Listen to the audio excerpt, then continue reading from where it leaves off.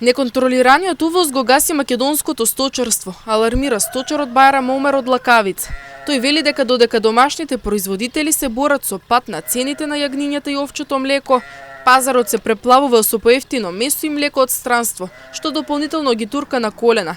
Нашето млеко е чисто и квалитетно, ама кој да го плати кога се носи увозно, вели Омер. Според него, наместо поддршка сточарите добиваат нелојална конкуренција што им ја одзема и последната надеж за заработка. Вели дека македонските сила остануваат без стока, а и стоката без сточари. Ние оваа година, почетокот за празникот за Великден, добро продадеме јагнињата од 280 до 300 денари, живо мера. И млекото беше 65 денари овче млеко. И сега намали на 50 денари овче млеко, јагнињата и 240 денари, 250. И ева, ај кажи како може да остане таа сточаров, ќе остане сточар. Омер посочува дека државата со намалените откупни цени и дозволениот увоз директно го подкопала домашното сточарство, кое некогаш изобилувало со стока, млеко и квалитетни домашни производи. Тој нагласува дека неговото овчо млеко е чисто и автентично, но наместо поддршка за домашното производство, пазарот се преплавува со увоз што ја руши цената и достоинството на сточарите. Че сточари имаше, али тоа го уништи во државата.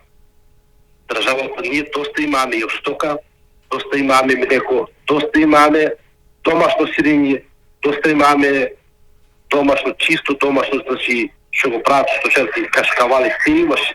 Но тоа го направи државата. Како да ти кажам, како намерно да е. Еве сега намалија кај на јагнето, намалија млекото, а оне од Србија донесуват, не знам и од други држави ги донесуват, ама ке надаме какво работи донесуват. Значи, какви работи? А ние даваме чисто млеко. Овче млеко е чисто овче млеко. Нема, кај мене не сме една кила овчето млеко да има козио млеко. Значи една кила. А млекарите што го купуват од нас млекото. Секој ден имат проба. Значи не ги полетуват они така, нели? Секој ден кога взимат млекото, секој савали се взимат проба. Да гледаш од странство како донесуват храна. А кај нас секој савали се взима проба. Млекарите доаѓа, взимат млекото и проба се взима. Че не смееш на овче млеко една кило или 100 грама да оставиш козио млеко. Или вода, пример, не? Тој вели дека кога и млекото се продавало по 28 до 30 денари, а јагнињата по 120 до 130 денари жива мера, имале повеќе заработка и граделе куќи. Додека денес разликата е толку голема што едва и преживуваат. Ама сега почна месото на силото од странство, сирењето на силот. Кажуват, и они сами го кажуват млекарите дека донесуваат. Сега ќе ви спомнувам битолската млекара донесува, унизелата 5 шлепера сирење кашкавали од Србија. Значи битолска млекара. Да. И кај ние ќе работиме? Значи не може да работиме. У почетокот беше добро, сега е знали каде работа со нас. Вие колку години сте веќе сточар?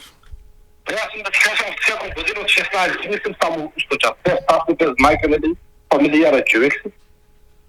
Со 3 деца и тие 3 деца го школувам. Значи јас сум цел живот. Без ни една година во школа, да ти кажам, овчар. Бил сум во Грција, ја имам искуство од Грција, од Европа, овчар исто, работил сум со овци. И шталски овци, и пашитни овци во Грција работил. И можете ли ми ја кажете разликата ако сте биле 16 години и сега? Шо од гледувањето? Па да ти кажам, тога е многу уште подобро беше.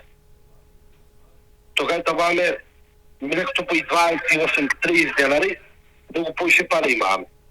Јагнијата продаваме по 120-30 денари, многу пари имаме, да ти кажем. Куќе си градеја, тога е толку. Сега ништо не може да прави. Разликата е големо сега.